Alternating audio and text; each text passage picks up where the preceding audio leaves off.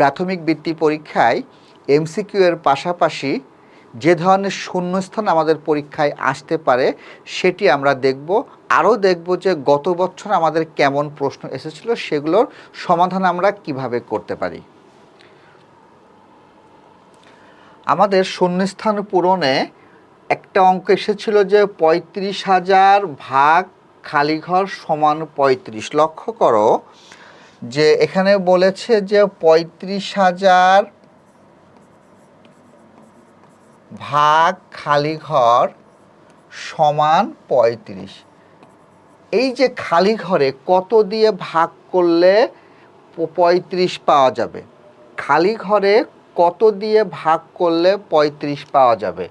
এখানে একটা বিষয় মাথায় রাখবে যে এইটাকে এইটা দিয়ে ভাগ করলে এখানে আসবে হচ্ছে ১০০০, অর্থাৎ সঠিক উত্তর হবে হচ্ছে ১০০০। কি করলাম, ৩৫কে ৩৫ দিয়ে আমরা ভাগ করলাম, ১ হচ্ছে, আর এই ৩টা শূন্য, এই যে ৩টা শূন্য। অর্থাৎ এই রকম অঙ্ক আসলে কিন্তু এইভাবে আমরা সলভ করতে পারবো। ২ নম্বর, যখন একটি বাক্যকে সত্য বা মিথ্যা নির্ণয় করা যায় না তখন তাকে কি বলে? আমরা ২০২৫ সালের বইতে পড়েছি যে যখন একটা বাক্যকে সত্য বা মিথ্যা নির্ণয় করা যায় না তখন তাকে বলে হচ্ছে খোলা বাক্য, তখন তাকে বলে হচ্ছে খোলা বাক্য। আর যদি সত্য বা মিথ্যা নির্ণয় করা যায় তখন তাকে আমরা বলবো গাণিতিক বাক্য। তার মানে যদি সত্য বা মিথ্যা নির্ণয় করা যেত তখন তাকে আমরা বলতাম গাণিতিক বাক্য। ৩ নম্বরে আমাদের যে প্রশ্নটি এসেছিল সেটি হচ্ছে ৭, ১১ ও ১৩ এর গসাগু কত? লক্ষ্য করো এখানে হচ্ছে ৭ একটা মৌলিক সংখ্যা, ১১ একটা মৌলিক সংখ্যা, ১৩ একটা মৌলিক সংখ্যা। তাহলে ৭, ১১, ১৩ এর গসাগু হবে ১। আমি কিভাবে বের করলাম? একটা বিষয় মাথায় রাখো, যে কোনো মৌলিক সংখ্যার গসাগু হবে ১। কেন? যদি আমরা ২ও একটা মৌলিক সংখ্যা, ৩ও একটা মৌলিক সংখ্যা, এই মৌলিক সংখ্যার গসাগু তুমি করে দেখো, গসাগু আসবে হচ্ছে ১। ৪ নম্বর, প্রকৃত ভগ্নাংশের হর সবসময় লব থেকে কি হয়? এই যে লব থেকে কি হয়, প্রকৃত ভগ্নাংশ। একটা জিনিস আমি তোমাদের এখন জানানোর চেষ্টা করি যে সাধারণ ভগ্নাংশকে আমরা ৩টা ভাগে ভাগ করতে পারি। সাধারণ ভগ্নাংশকে আমরা 3টা ভাগে ভাগ করতে পারি। একটাকে আমরা বলি হচ্ছে প্রকৃত, একটাকে বলি প্রকৃত, একটাকে বলি অপ্রকৃত, আরেকটাকে বলি হচ্ছে মিশ্র ভগ্নাংশ। এখন প্রকৃত ভগ্নাংশের লব হচ্ছে ছোট, প্রকৃত ভগ্নাংশের লব হবে ছোট, কিন্তু এখানে বলেছে প্রকৃত ভগ্নাংশের হর সবসময় লব থেকে কি হবে? তাহলে যদি এখানে লব ছোট হয় তাহলে এখানে হর বড়, আর অপ্রকৃতিতে কি হবে? হর বড় আর লব ছোট। তাহলে যদি আমরা এইটা বুঝতে পারি যে প্রকৃত ভগ্নাংশের হর সব সময়, এটা হচ্ছে হর, মনে করো 3/5, এটা একটা প্রকৃত ভগ্নাংশ, তাহলে হর সব সময় লবের থেকে কি হচ্ছে? বড় হয়। এবার আমরা দেখব 16 জন লোক হলো 1.5 জন লোকের 32%।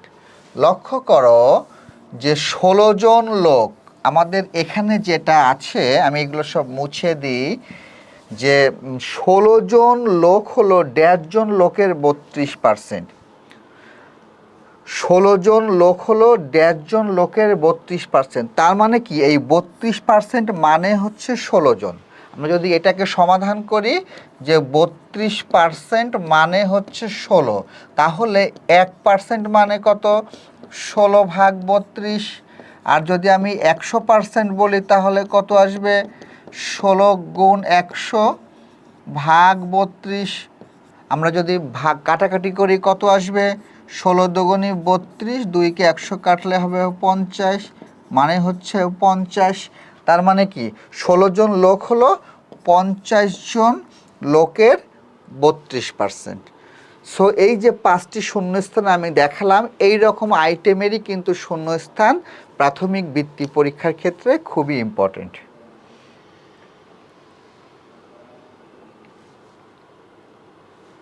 এবার আমরা দেখব 6 থেকে 10 নম্বরে কি কি শূন্যস্থান আসতে পারে বা সেই আইটেমগুলো কেমন হতে পারে। লক্ষ্য করি 6 নম্বরে বলেছে 1.6 হলো 0.1-এর ড্যাশ। আমরা কি জানি যে একটা সম্পূর্ণ অংশকে যদি আমরা, এটা একটা সম্পূর্ণ অংশ, এটাকে যদি আমরা 10টা ভাগে ভাগ করি, 1 2 3 4 5 6 7 8 9 10, এই যদি 10টা ভাগে ভাগ করি তাহলে এই সম্পূর্ণ অংশটা হচ্ছে এক অংশ। আর এই যে একটা ভাগে ভাগ করলাম এটাকে বলা হয় 10-এর 1, মানে 10 ভাগের 1 ভাগ, যাকে আমরা লিখতে পারি হচ্ছে 0.1। তার মানে এই পার্টটুকু হচ্ছে 0.1। তাহলে এই রকম 0.1 একের মধ্যে কয়টা আছে? 1টা 2টা 3টা 4টা 5টা 6টা 7টা 8টা 9টা 10টা।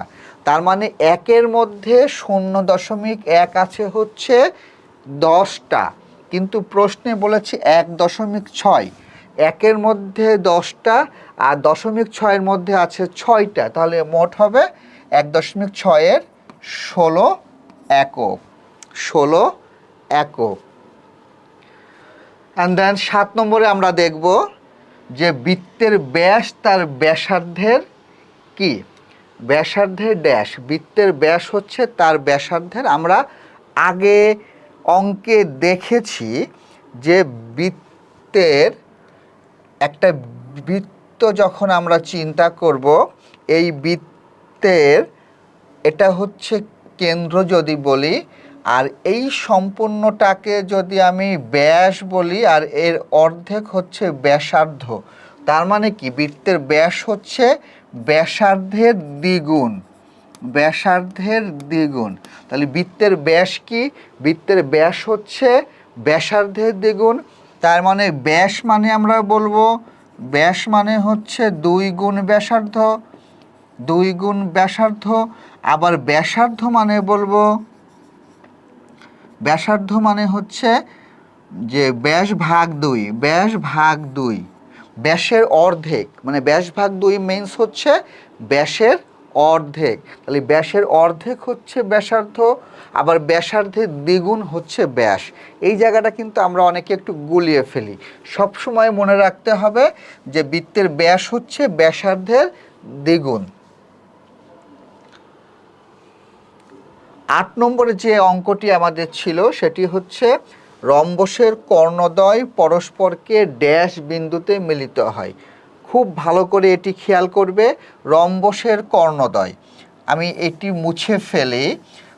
রম্বসের কর্ণদ্বয় বলতে আমরা যেটা বুঝি সেটা হচ্ছে, দেখো আমরা এখানে রম্বস আঁকানোর চেষ্টা করি। রম্বসের কর্ণদ্বয় পরস্পরকে ড্যাশ বিন্দুতে মিলিত হয়। এই ধরনের অঙ্ক আসলে আমরা কি করব?